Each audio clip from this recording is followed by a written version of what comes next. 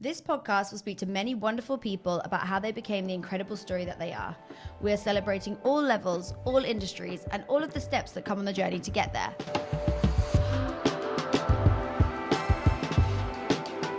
Hello and welcome to the pod. I'm Grace, your host, and here with me I have Clem, who's going to talk us through how to become a culinary and marketing director. But not only that, you've got other incredible things going on like a wine club, and you have a book coming out, which is all fantastic and amazing stuff that we can't wait to hear about. But let's just start with being a marketing and culinary director of the Salad Project. What does that mean? Yeah, so it's a bit of a made-up title. Yeah, I haven't heard it before myself. I do feel like a bit of a fraud being on this podcast because I'm like, who has ever sat down and said, I want to be a culinary and marketing director? But honestly, someone out here might, exactly, and that's the whole point. So yeah, what does it mean? Basically, I have been involved with the Salad Project from day one, and I joined as the culinary director. So I was in charge of developing all of our menus, building our supply chain, building our kitchen operations, food safety, the kind of sexy and unsexy things. Mm-hmm. And then as we've built as a business, and luckily we've brought in team members to help us, I have kind of gone back to my roots, which I'm sure we'll get into. Mm-hmm. But I quite dramatically left working in marketing, saying, I'm never going to do that again. And then we were looking for a marketing director to basically actually turn what was me and the co-founders running a terrible Instagram page into marketing for what is terrifyingly now quite a big business.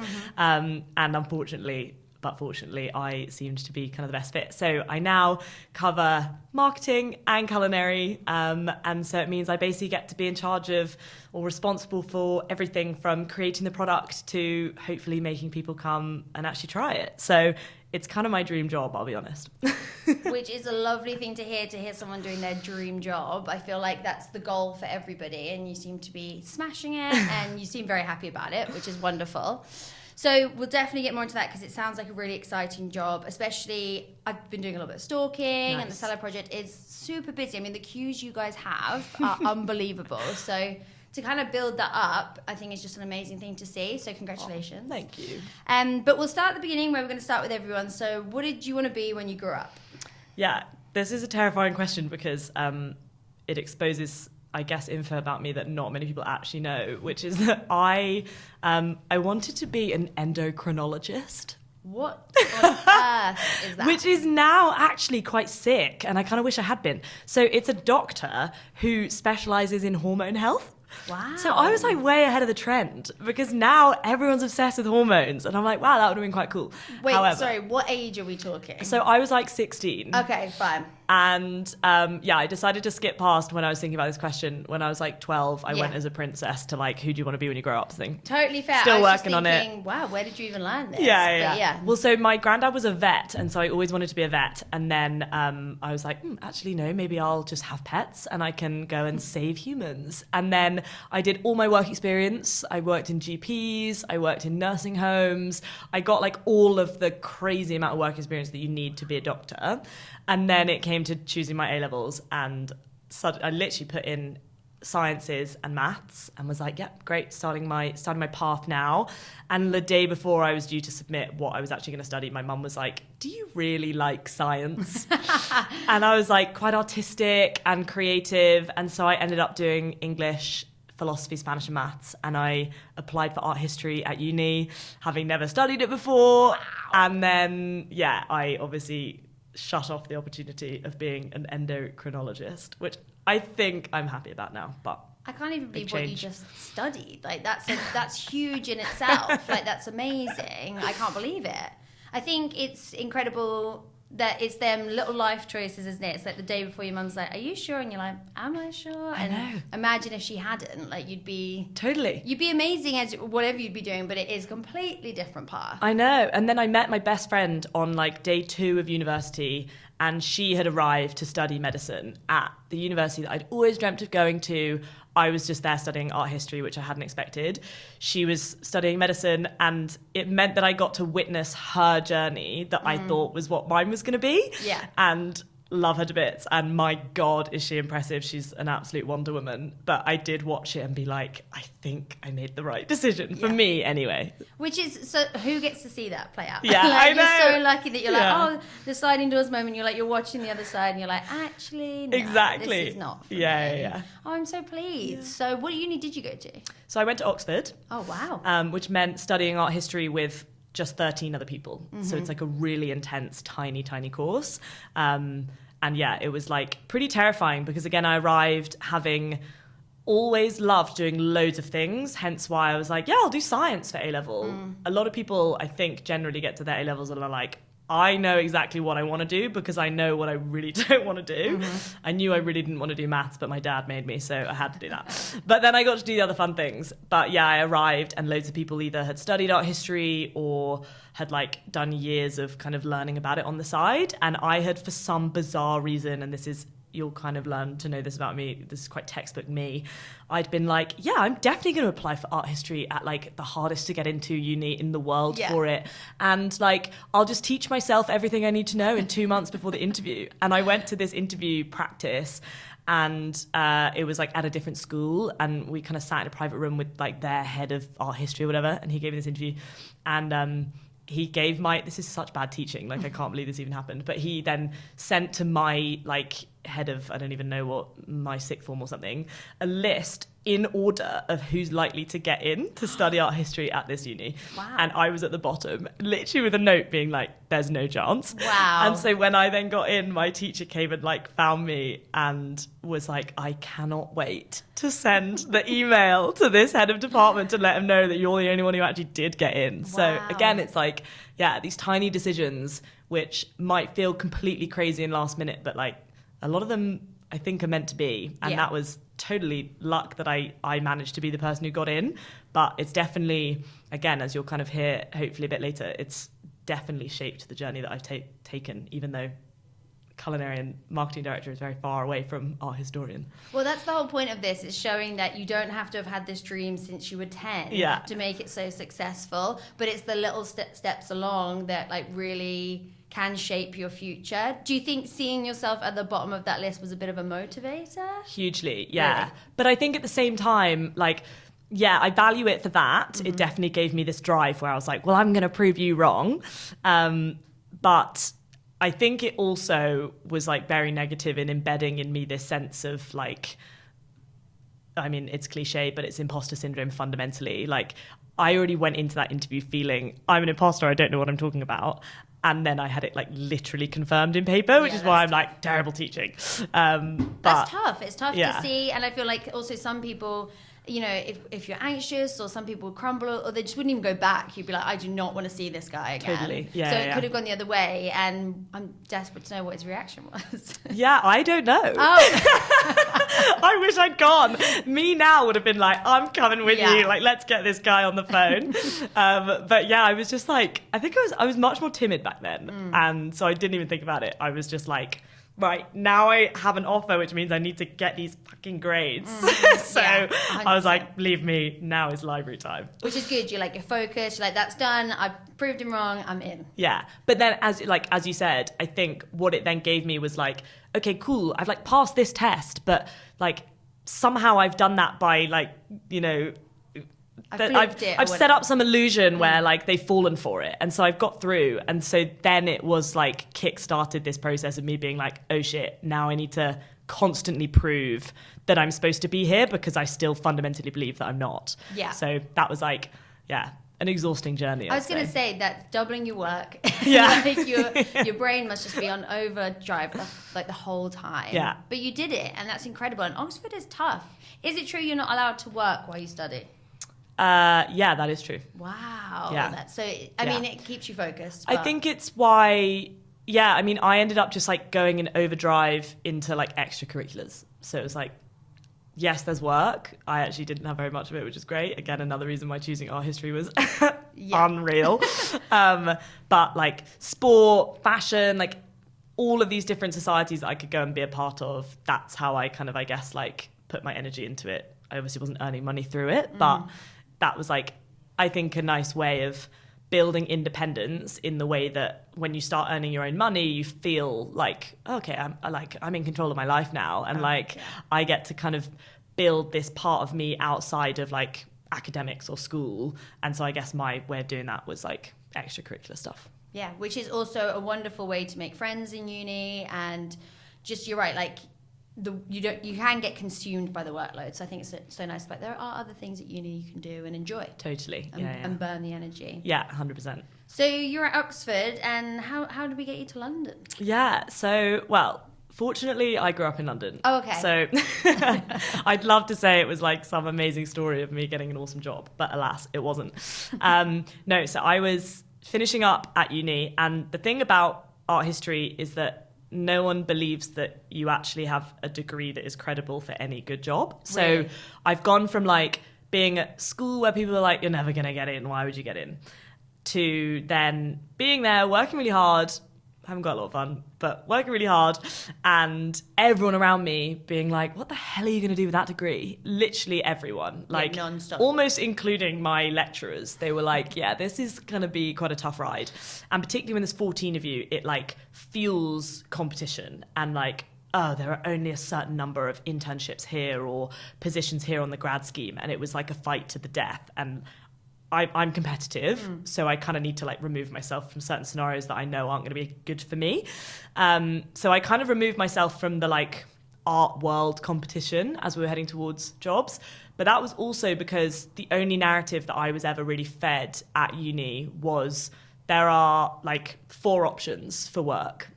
There's being a banker, there's being a consultant. I didn't know what that meant at the time. I still don't know what like, that means. Yeah, I don't think anyone does. Yeah. There was being a doctor, which obviously you had to have already signed up for. And then it was like, but if you're creative, go and work in marketing. And so I was like, okay, well, I guess that's me.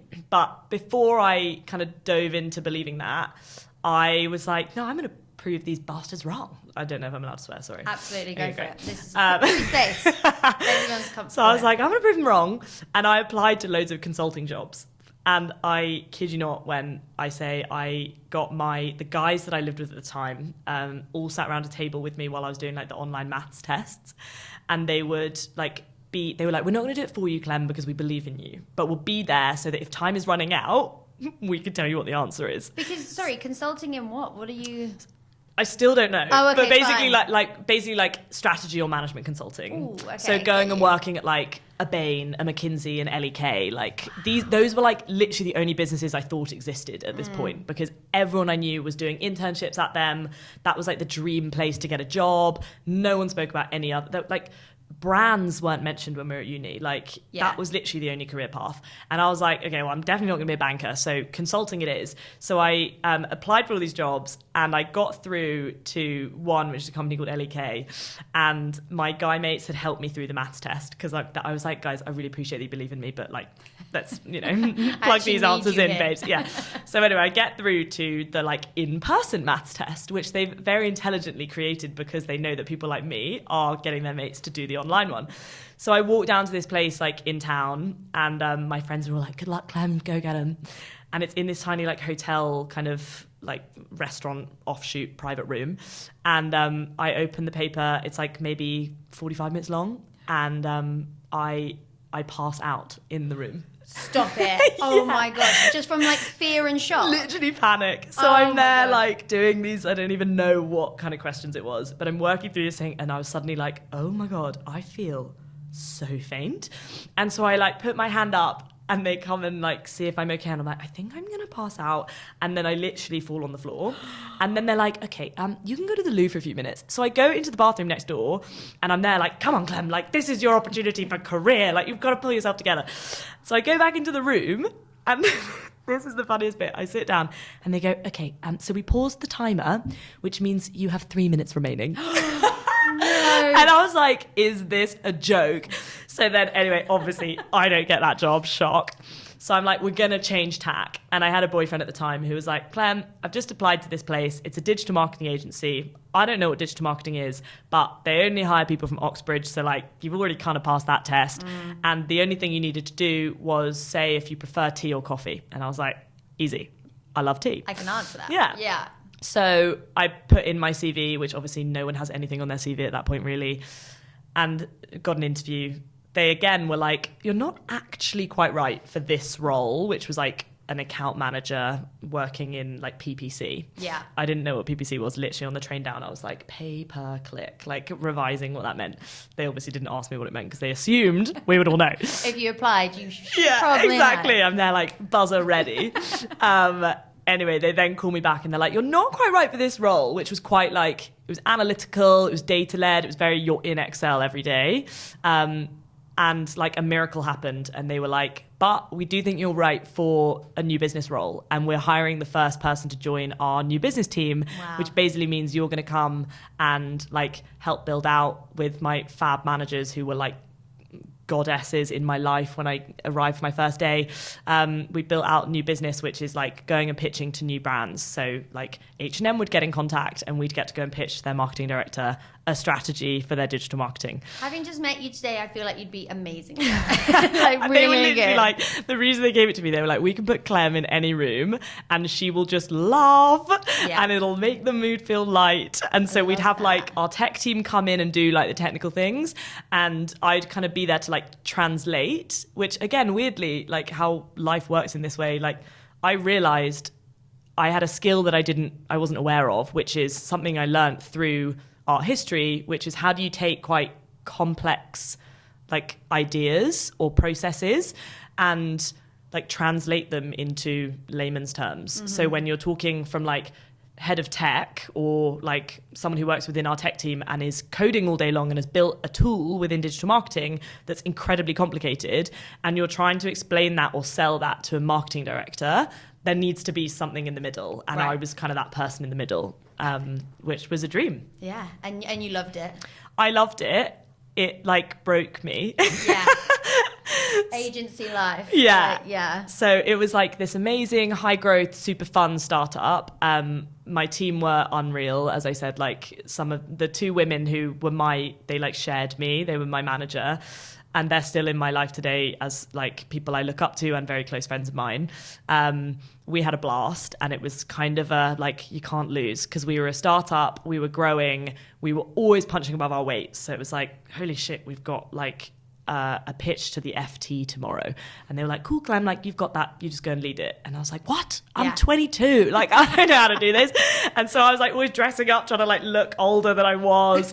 It was like just a wild ride, but things paid off and you'd be like, oh my God, that's insane. We just won the FT pitch. That's so cool. And you get this incredible high. Exactly. Yeah. So I did love it, but I almost, again, like my nature is for anything I do, I get like so into it. And I guess also because I loved and respected my team so much, I really, really worked. And so I basically got to a point kind of 2 years in, I'd started working more on like the US side of the business. So I lived in Austin, Texas for about 3 months, like establishing the office out there. And then I was heading up a lot of the pitching for US clients, but from the UK. So I'd be like flying over to New York, literally with 8 hours of notice, and it'd be like, cool, you're on a plane tomorrow morning, and I'd be up at midnight trying to book my hotel. It was manic. I'd be in like a snowstorm in New York in floods of tears. It was like it was chaotic. Just chaos, yeah. There was one experience where I was like, we were running a pitch. I was leading a pitch out in Jakarta, so I'd taken this whole team with me, and like I was responsible. And I was, again, like I look back at that now, I'm like, oh my God, I was 22 years old. Like that's mental. But what an awesome opportunity. But so we're out in Jakarta. I'm also managing my team back home who are like building a pitch for L'Oreal, which is like the biggest company we'd ever had the opportunity of pitching to. And again, I'm leading on that pitch somehow. So I was up literally like until midnight working on the Jakarta pitch for 3 Mobile. And then I would call my team and I'd be on the phone with them all night building the deck for the L'Oreal one. And then I'd fly back, land, and just like break down. I was going to say that's exhausting. Yeah. Like, that's wild. Yeah. But built you, I'm sure, for what you're doing now. Definitely. Like the steps. So how have we gone from there to the salad project? Where's the so steps? That's kind of the key moment. So on the side of doing all of that crazy work, I trained as a nutritional advisor. So I did a year-long With diploma what in time? nutrition, literally with my like, everyone's like, what's your 5 to 9? I'm like, no, this was my 5 a.m. to my 7 a.m. And then after work. So I did like a year-long diploma in nutrition around work, which was mainly because I was like fascinated by food and it being a good thing, because when I was at university and school, I had struggled with an eating disorder. So I only ever saw food as like a negative thing that I didn't want to put into my body. And as I moved to London and realized, like, if I want to do a job well, I need to fuel myself, because it was so interlinked. Like, as soon as I slipped back into bad habits, like, I couldn't do my job well. And I was so proud of my job that I wanted to do it well. So I studied in nutrition to really learn, like, and embed positivity in my mind when it came to food. That then naturally kind of led to people who would come to me for nutritional help, and then they'd be like, can you also tell me what to do in the gym? And I, again, like being a bit of a nerd, had got into going to the gym when I moved to London, like you all do. Like, there's no longer a sports team that you can go and play with. I'd never been to the gym at uni, but I'd played lots of sport. Arrive at in London and was suddenly like, God, I need to do some exercise. But if I'm going to go in there, like, I need to know everything. So I was like, obviously I need to train as a personal trainer. Of course. So naturally. Exactly. So I then go and train as a personal trainer. Anyway, we get to like breaking point in my work at this agency, and my boss, who is amazing, again, he's actually now the CEO of the business in the UK, potentially Europe, sorry. I don't know what his title is. A very, very important man. And I had a meeting with him and again was just like, I'm very broken, and I know that this is my fault, as well as like, just, I guess businesses do make the most of people who will just work really, really hard and not question it. And so he gave me 2 weeks of medical leave. And so I had this 2-week break where I was just in London, binging the hell out of Elizabeth Day, How to Fail. Like literally just walking like laps around every park in London, listening to every single episode. So I fell in love with her, which was great. And then I came back and I handed in my notice. And I had decided on that week off that I was going to go and train as a chef. So I like had been told by my really good friend's mum, who I owe my life to. She, about 2 years before, had been like, Clem, you're so ballymaloo. And I was like, I have no idea what that word even is. Yeah. So like, thanks, Tanya.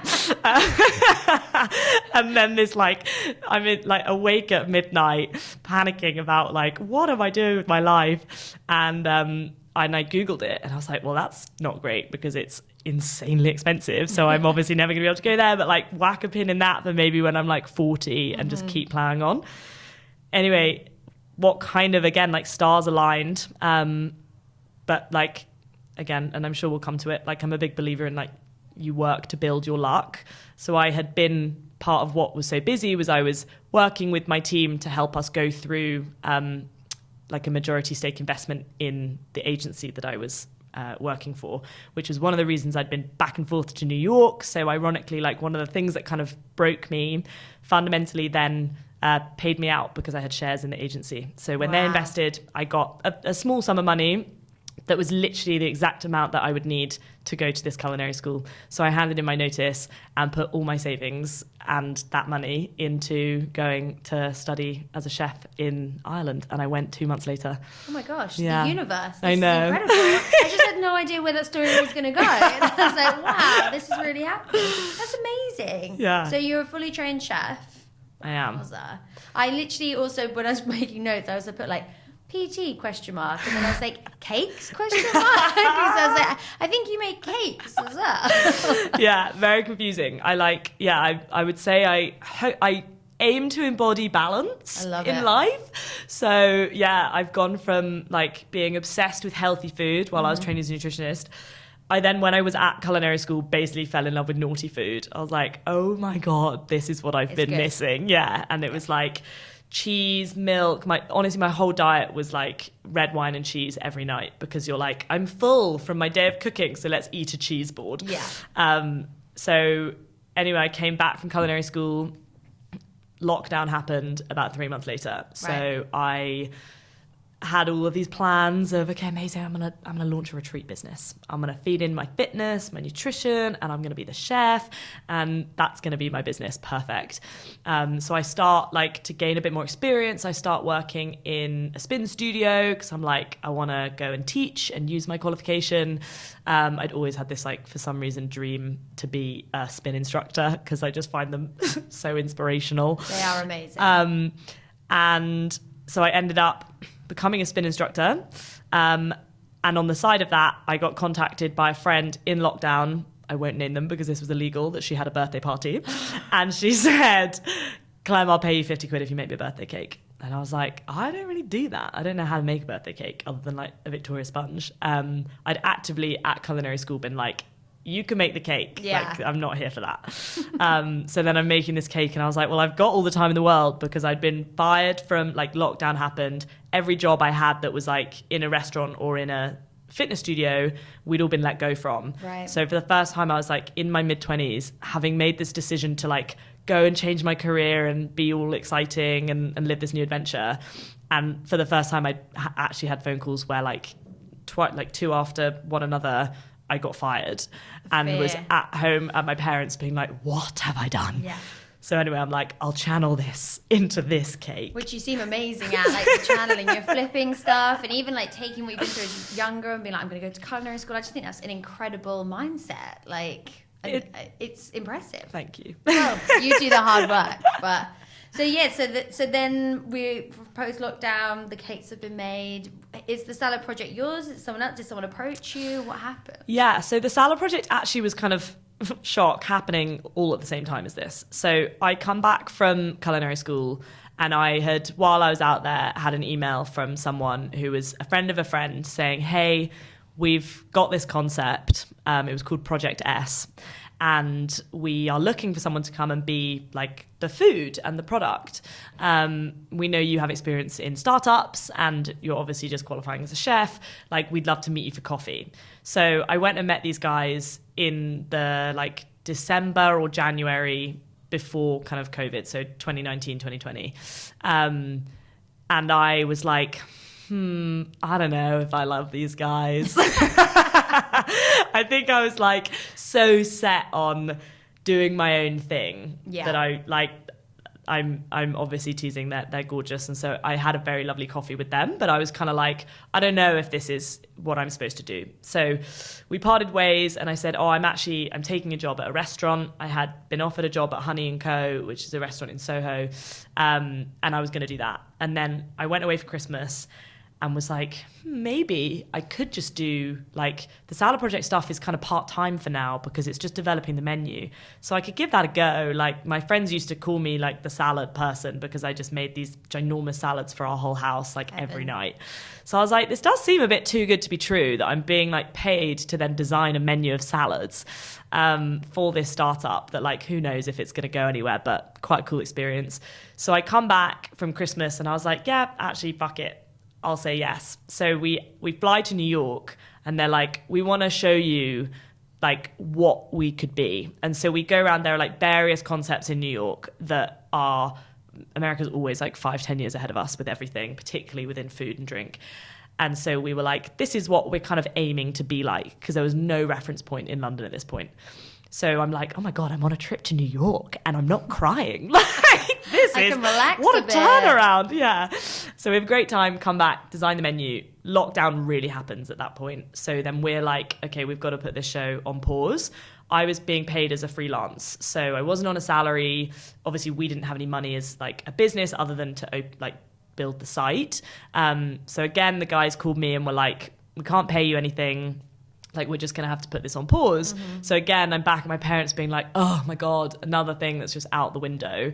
But it was very much like, this is still going ahead. We just need to wait for the right time. So that's when I started doing my cakes. And I basically ended up moving into a professional bakery. So we'd already designed the menu of the salad project and we'd done like a friends and family tasting. And then we just kind of like let it sit there. And in the background, the guys were still working on designing the restaurant and getting packaging sorted and all that kind of jazz. And I was off making cakes so that I could actually earn some money. So yeah, I moved into a professional kitchen in Hackney. I was driving from Putney, where my parents live. I'd get in the car at 4 a.m, drive an hour and a half to this little bakery. I'd sit in front of the oven, like warming my hands up because it was like freezing cold. And then I'd be there until midnight baking like bake boxes and cakes and all of this kind of stuff, which I'm like, I can understand the bake boxes now. I'm trying to remember who the hell was ordering so many cakes in lockdown. Like, what were people eating? And this is just like your business. So you've advertised it and people have found you and then, wow, incredible. Yeah. So you're building so many things at the same time. Yeah, exactly. Which is amazing. Really, really impressive. And then you come back to the salad project and it all boots off by the looks of it because it's doing incredibly well. Yeah. Like smashing it. It's been, a wild ride for sure. How many sites do you have? We have 8. Wow. Yeah. Since lockdown? Since May 21. Jeez, Yeah. Which is impressive. it is so surreal. And that feels, it's almost that weird thing where you're like, it feels like I've blinked and that's happened. Mm-hmm. But at the same time, I've like never worked harder. So I feel and I have worked every day of that and every bit of it. And you've earned it. And I know everything like inside out. Yeah. Same with the guys. Like we all work very, very hard together on every single detail. But then at the same time, I'm like walking around London and seeing people with our bags. And I'm like, oh my gosh, like we're actually, like people know who we are now, or some people do. That's very, very surreal. Yeah, it's huge. It's incredible. And I'm assuming you love it. Yeah. Yeah, that this is because you're marketing and culinary director. Yeah. So you started as culinary, and then, like you said, was it kind of like, we need marketing, I do have the experience, like I'm just going to give this a go, which kind of seems like your attitude, which I love. Yeah, it was kind of like, okay, we're going to bring in like a marketing manager, and we need someone who's going to manage her. Like, who's it going to be? And literally us 3 were sat in a room being like, well, I don't think it should be you. And I don't think it should be you. And I was like, I mean, it does make sense. Like I do, my role in Brain Labs. And again, it's like this weird thing where I almost for so long did see Brain Labs as this like trauma moment.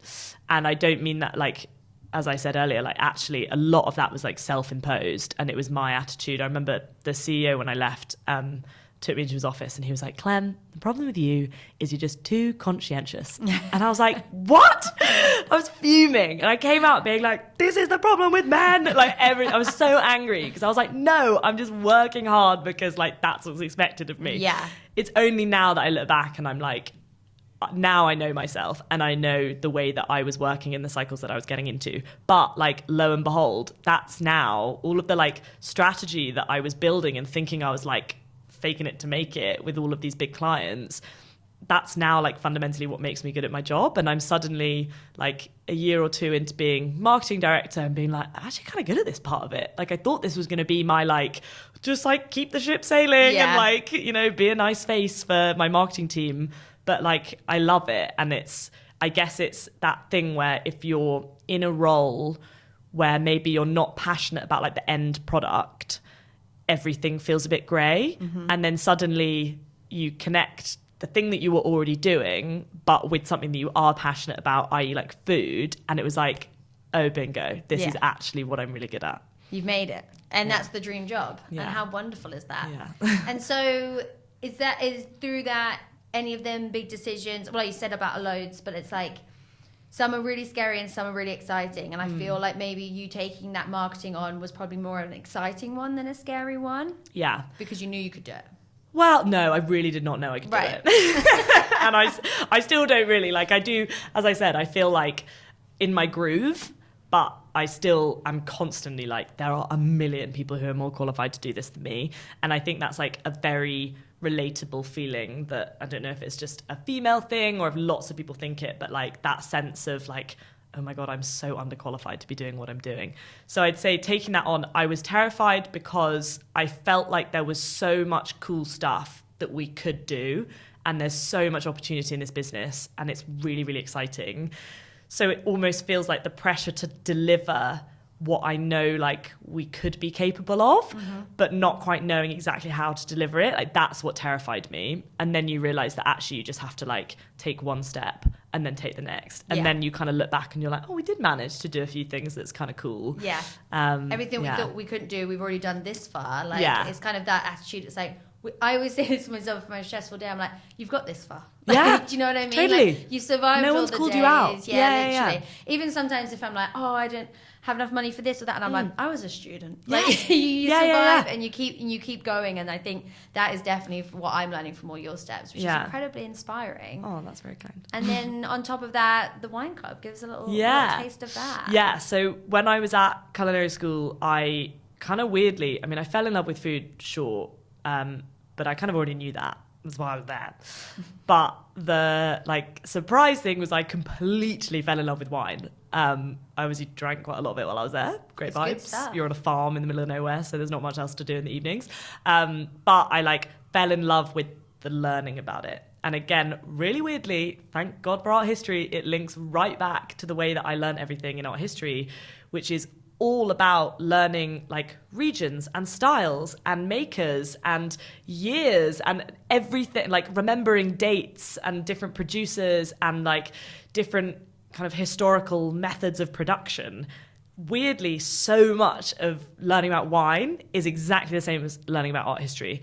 And I only made that link when I was revising for our wine exam, and my mates were like, you're really good at, I would teach my friends at Ballymaloe, and I'd test them about things, and I'd have all of these silly naming conventions or ways of remembering stuff, and they just it couldn't sit in their brain, and they were two medics, and I was like, we are so different in the way that we learn things. And so wine is I have another very good friend of mine who's much more knowledgeable about wine than I am, but she did the same. She studied art history, and then she went and worked at Berry Brothers, and she's amazing. We've done events together.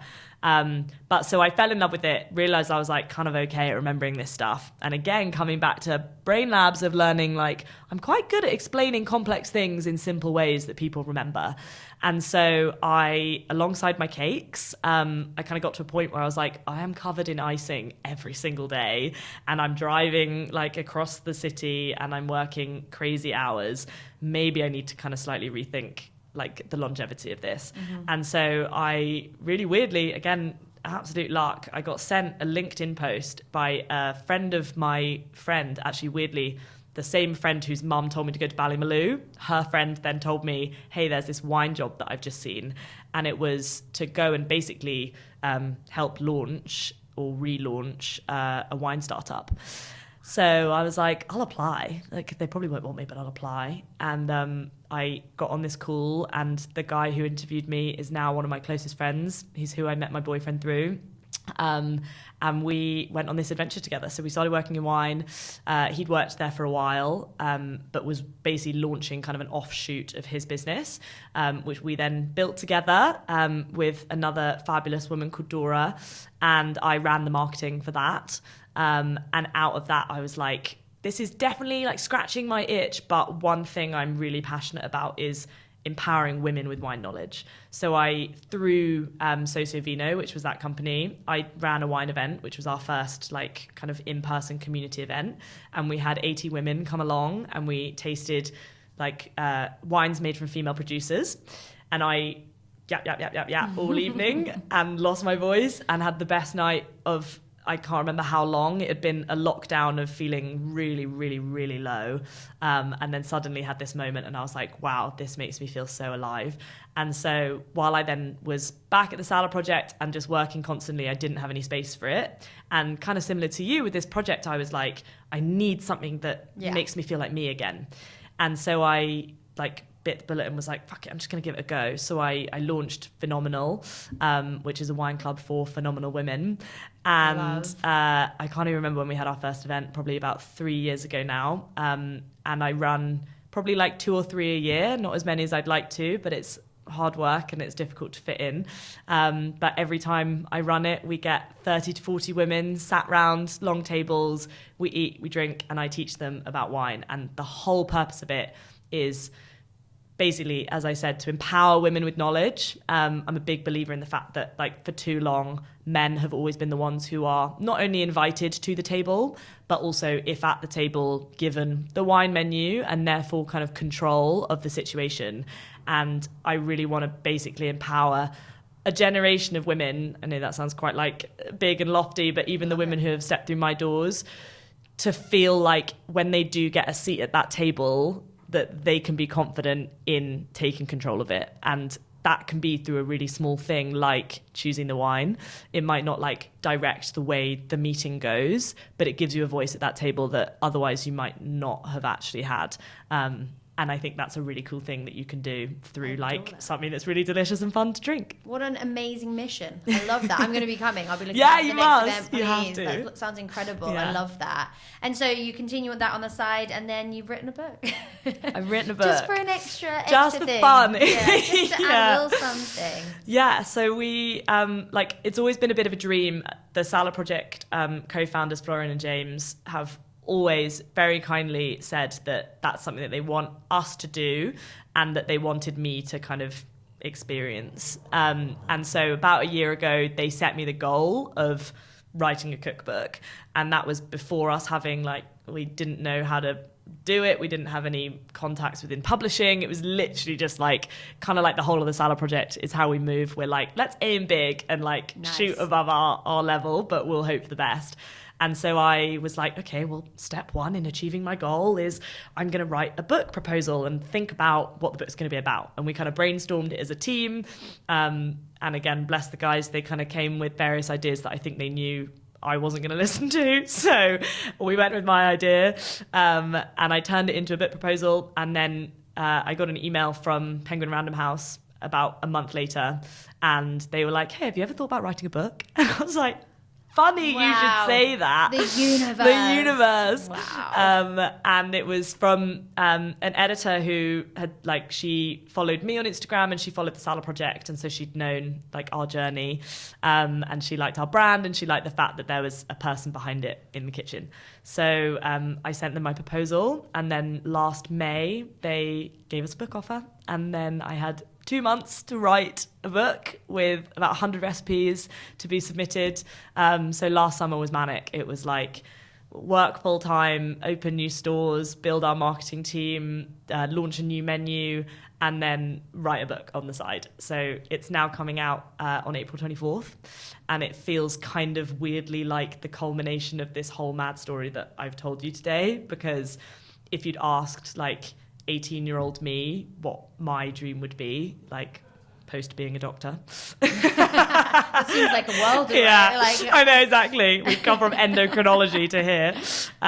It would have been like, I can't even imagine writing a book. That would be my dream. It was like, I looked at Deliciously Ella, who was kind of really kicking off at that point. I was looking at female founders in food like Pippa Nut.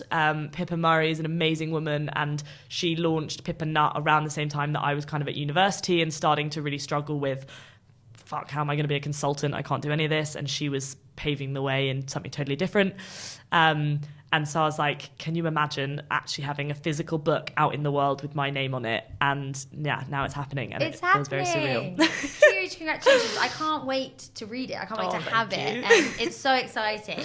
And you deserve it. And I know that was the dream. But now you've got the book. What's the dream now? Yeah, wild. I know, it's so strange how life works like that. Like, even now it feels like, yes, it is the dream, but in your head, you're always doubting yourself. So I'm already like, but it'll be awful. Like, you know, and I haven't actually seen it yet, so it might be awful. It arrives this week. So I would have brought you a copy, but it literally arrives on Thursday, I think, the first copy ever. So yeah, I'm still like, I've done it, but it's not perfect. But I think that's any human who's kind of vaguely switched on.